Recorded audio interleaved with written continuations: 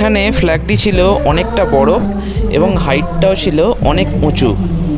দেখতে ভারী সুন্দর লাগছিল আর মনে মনে গর্ব হচ্ছিল আমি ভারতীয়, ভারতে জন্ম নিয়েছি।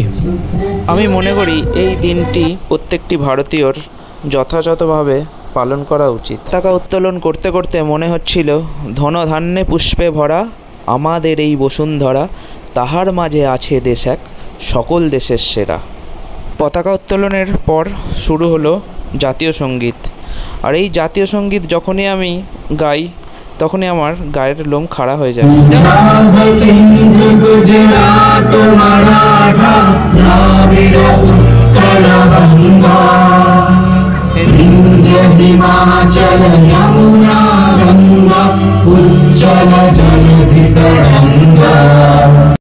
যাই হোক, জাতীয় সঙ্গীত গাওয়ার সময় কার কার গায়ে আমার মতো কাটা দেয় তো কমেন্ট বক্স